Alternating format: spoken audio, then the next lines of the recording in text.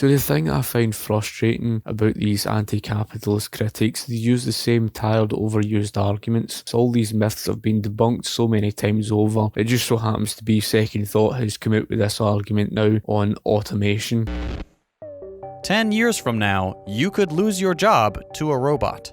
In all likelihood, a robot that does your job better than you ever could. So this myth has been around since the days of the Industrial Revolution. And even if you look before the Industrial Revolution to the agrarian-dominated economy, jobs would be lost simply because they're reallocating. So of course jobs are going to be lost then, because all it is a changing and adapting market. And what the machines did, even during the Industrial Revolution, yes, jobs were lost temporarily and then reallocated into another area of the market. It freed up space and time. That's why your workweek hours dropped.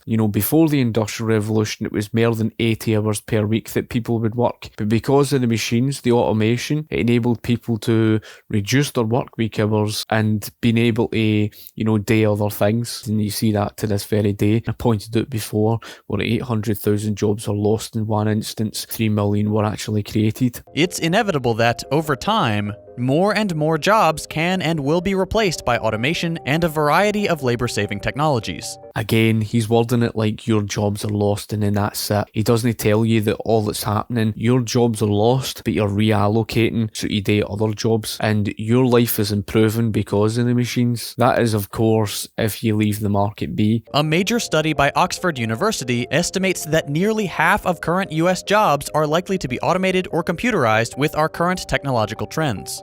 Already, we see robots and artificial intelligence driving our cars, taking over the farming industry, writing entire news articles. Human labour is still required for the sake of such information, going out and, gathering such information, telling stories, providing the news. Human labour, and I didn't touch upon there, is still required. People still need a wage in order to pay for things, and you cannot operate an economy without that of prices. How else are you going to allocate resources efficiently? And automation is not going to solve the economic calculation problem. And in order for consumers' demand to exist in the first place, they need a wage. So all the automation's doing is coming in and assisting. And even diagnosing and treating medical patients. In grocery stores and McDonald's, low-wage jobs have been replaced by customer-facing robots and touchscreens.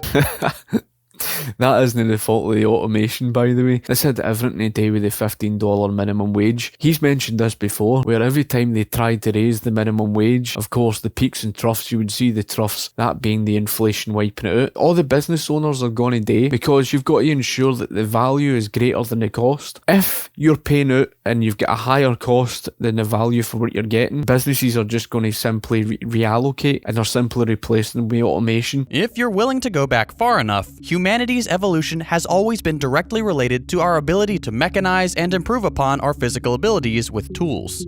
Our bodies and societies have progressed alongside and as a direct result of our ability to create objects that make our lives easier, that allow us to produce and consume more efficiently and in greater quantities. What that simply means is when the higher level of productive output is falling consumer prices and stuff like that, and you've been facing problems with the running of the printing press, that's no the fault of capitalism again. The fact that you're being seen across the world a higher level of consumer consumption, people are better off as a result of it.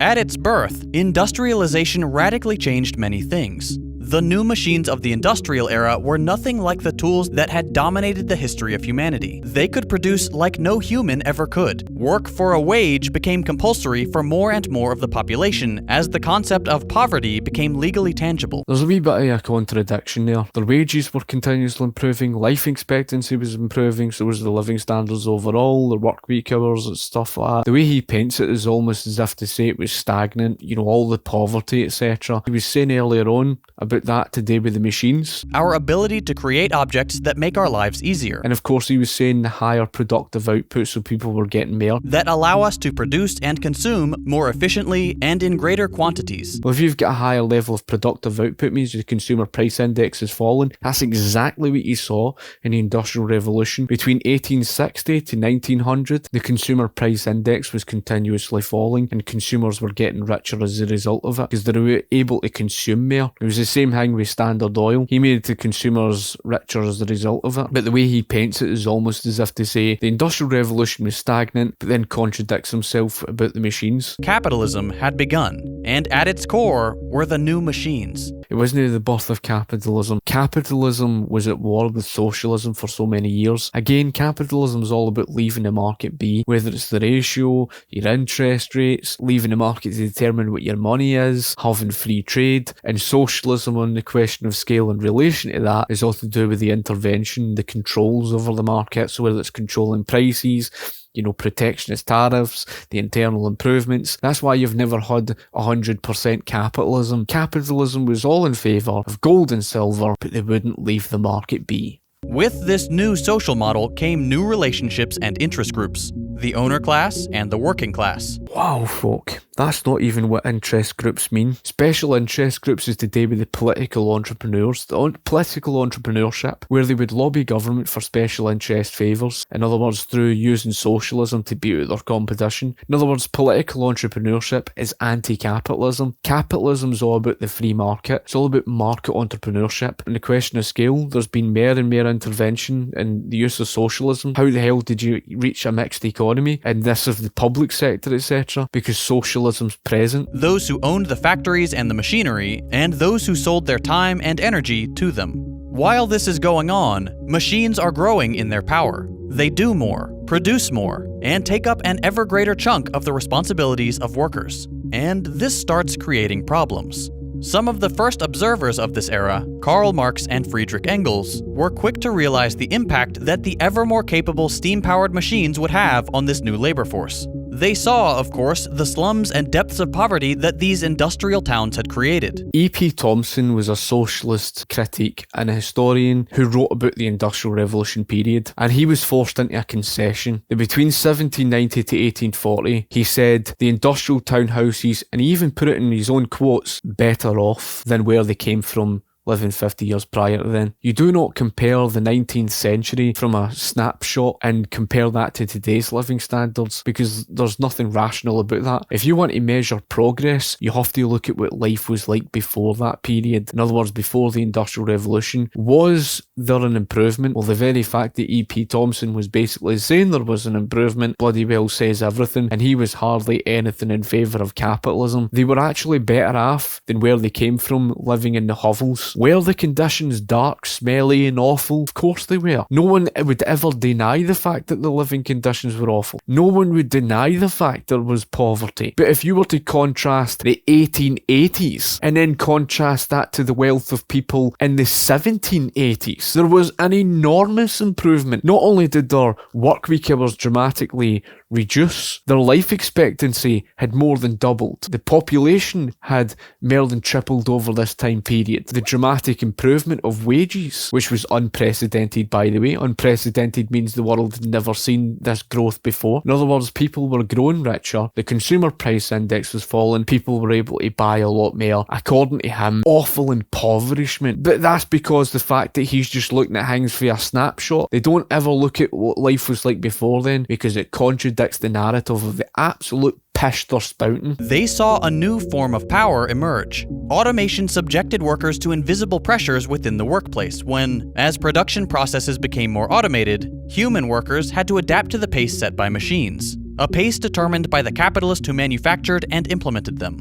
Unsurprisingly, this feature of automation hasn't disappeared under more advanced stages of capitalism. Take Amazon warehouses, where workers who are entirely reliant on now fully automated systems have to adapt their working speed to the inhumane rate of maximally optimized robots. Workers lose their independence and their very humanity when they have to complete tasks in 11 seconds or less and take no breaks. Otherwise, they threaten to disrupt a long production chain of which they are only a minor part. Unbelievable, folks. So he doesn't even acknowledge the fact that you were working more than 80 hours per week before the Industrial Revolution. He doesn't acknowledge the fact that the machines had actually dramatically improved your life, dramatically reduced the work week hours. Again, all it's doing is it's freeing up space and time for people to do other types of jobs. So I'm pretty sure I've shown this table before and I'm going to show it again. Work time in minutes required to purchase various foods and services 1900 to 1999. Half a gallon of milk 56, 16 by 1950 and 1999 7.0. As you can see for a number of these, a reduction in how long it takes you to produce things. That's the point, it made your life easier. You can't contradict himself and say that it made your life easier and then contradict himself and say, oh well, they were working all these,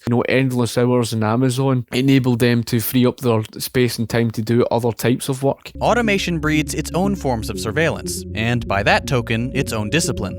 The consequences are not just a loss of independence, but also a profound feeling of alienation, personal anguish, and the all-too-common injuries at a full 10 per 100 workers in Amazon factories specifically. I've touched upon this before, folk. For more than 100 years, throughout the Industrial Revolution right up to 1970, the workplace injuries and workplace death toll was declining year in, year out. There was a dramatic decline in that of both of them. That was, of course, until 1970, when the Occupation for Health and Safety Administration stepped in. It's basically the government regulatory body. As soon as the OHSA stepped in, workplace injuries fell stagnant and has been stagnant ever since. What's he going to say to that? If that's not evidence, folk, of what government regulation has caused, then what bloody well is? And that's not all. For Marx, this power was only one side of technological growth. Machines gave the capitalists much more.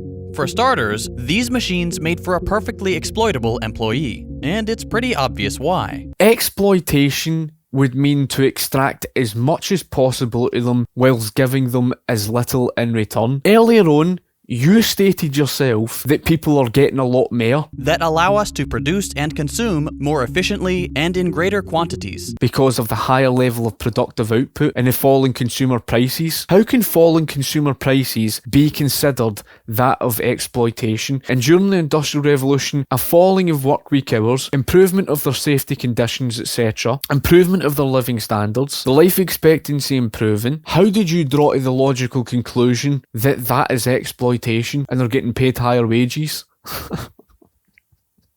Suddenly faced with a new machine that performs better, cheaper, or faster, an entire workforce might be more easily undermined. In theory, its value plummets to the robot standards. Again, that isn't the real world. He's ignoring the fact that you've got a competitive labour market and therefore competition is what enables higher paid wages. You saw improvement of wages long before the labour unions, so they kind of use the excuse and say, well, it was all because of the labour unions that did this nonsense. You're seeing improvement of wages even long before then. Allowing the owner class to threaten mass unemployment and eroding whatever resistance workers had created with their collective power. If the employee is not entirely replaced, their job either becomes more menial and alienating or more brutal and unprofitable. Workers are pitted against the machines they are now directly threatened by, rather than the capitalist class, which can shield itself behind the values of technological innovation. Today, this process is happening across all sectors of the economy. Factory jobs were of course the first to go, but they were soon followed by many service and white-collar jobs. So it's the same story between the agrarian economy to the Industrial Revolution. Of course, jobs were going to be lost because they're reallocating into another area of the market. The market adapts and changes. It's the same story between 1870 to 1980 and onwards. We saw the transition moving away from the manufacturing-driven based economy to the consumer-driven based economy, whereas government did have its influence through the intervention and whatnot. Those industries were going out the door, so obviously they were going to lose jobs in the likes of the coal industry, etc. But they were losing jobs and then reallocating into another area, such as the consumer-driven based economy. As AI progresses, even highly specialized tasks are delegated to machines, taking with them jobs for which humans are no longer the cheapest option.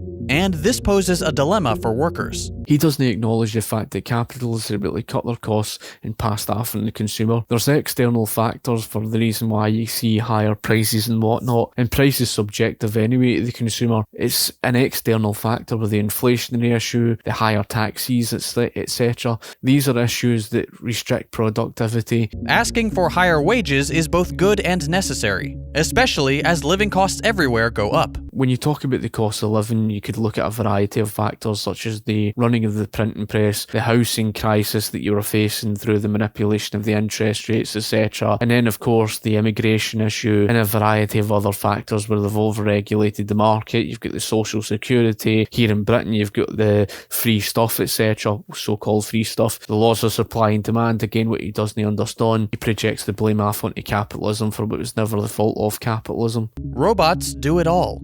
In a capitalist society of widespread automation and computerization, three classes naturally emerge. At the top sit the rich and powerful, those who own the machines.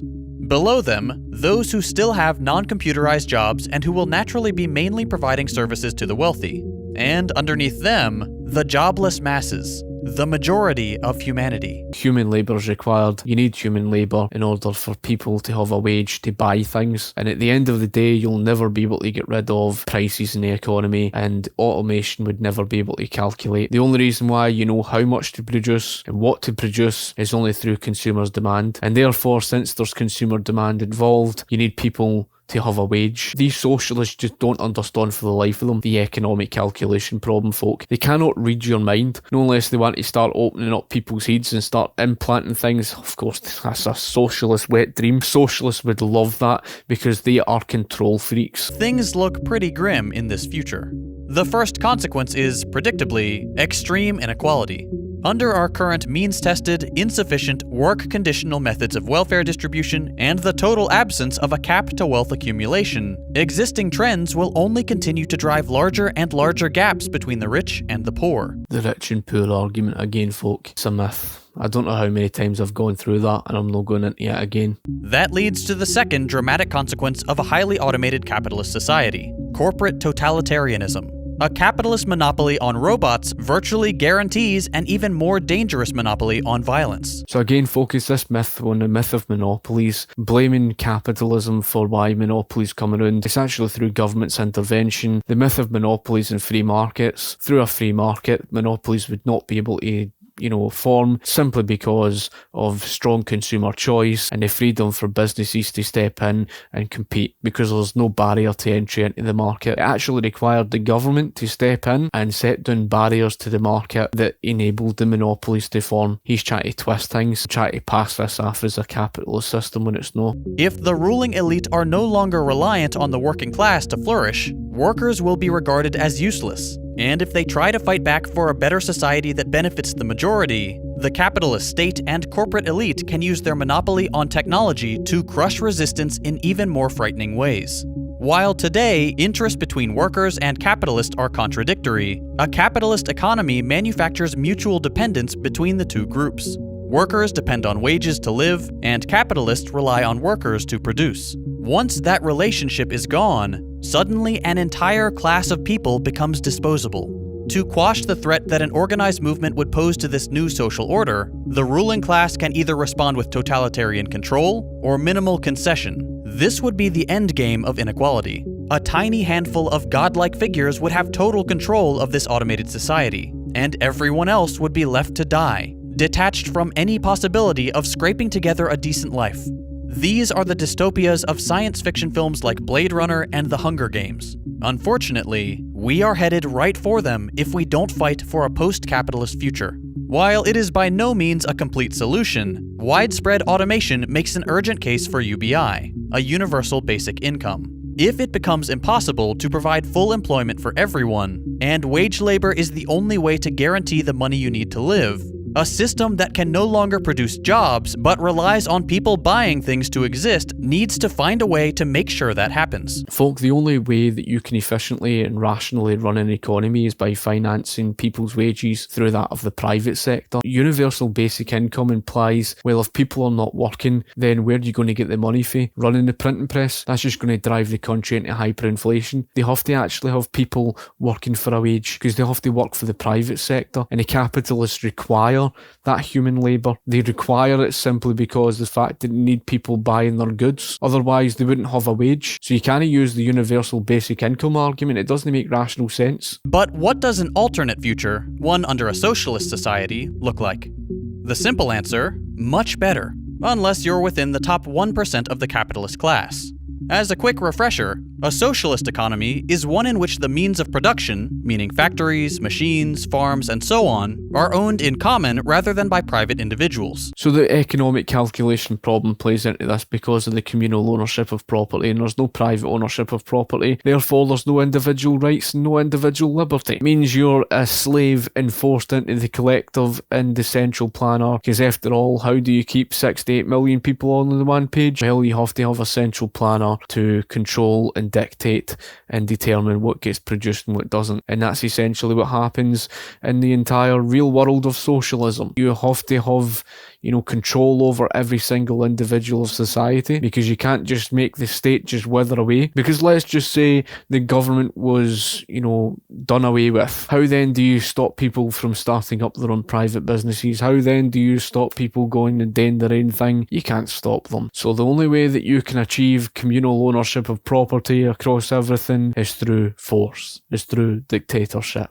The same story in history where millions would starve to death. In fact, we already had the starving time prior to the Industrial Revolution, and the reason why they were starving to death was simply because they could not work for the fruits of their own labour. In other words, that's what communal ownership really is. In other words, you're forced to the collective. Everything that's produced is put into a communal pool, and if somebody drops their work rate by 50%, you're still going to get the same as that person, and therefore your work rate begins to drop and you're faced with the free rider problem.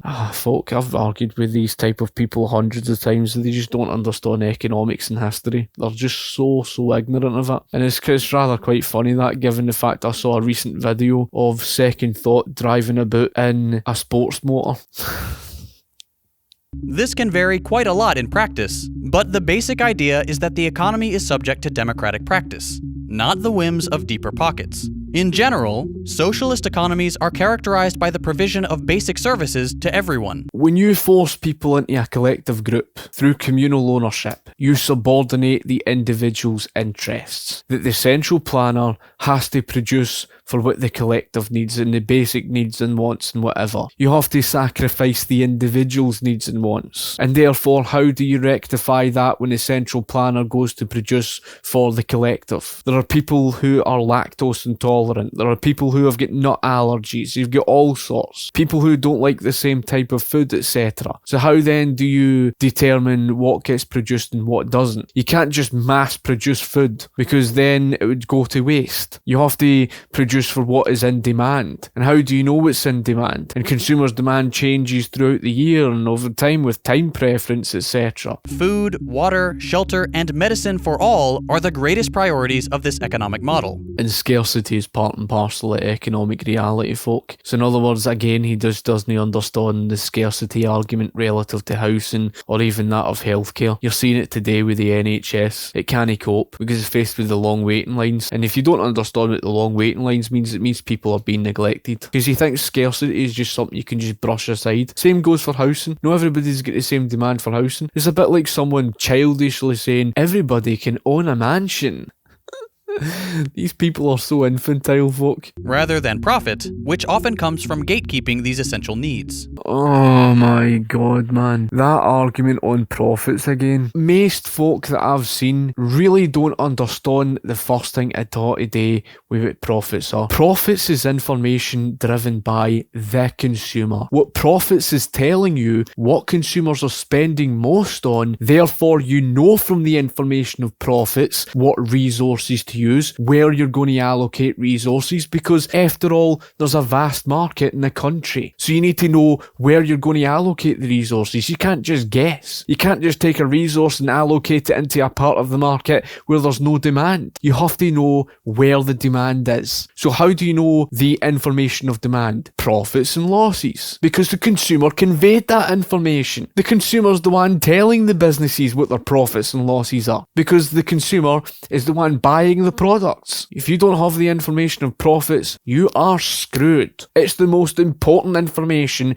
in the entire operation of an economy, and the sad thing is, it's not just Marxists. This applies to so many people who support the mixed economy. They don't understand for the life of them what profits are. So I don't need to go into the argument any more than it is, especially on the argument of socialism, because I've already covered it with the disastrous consequences of the economic calculation problem and all sorts. efforts. It's just all going to come down for the central planner. Although they like to believe otherwise, it's the reality of what happens, because they're going to have to keep everybody on the same page. So anyway, folk, I hope you've enjoyed the video. If you've got anything you'd like to ask, comment in the comment section below. Of course, I'll be sure to get back to you. Thank you for watching, and I shall talk to you later. Cheers.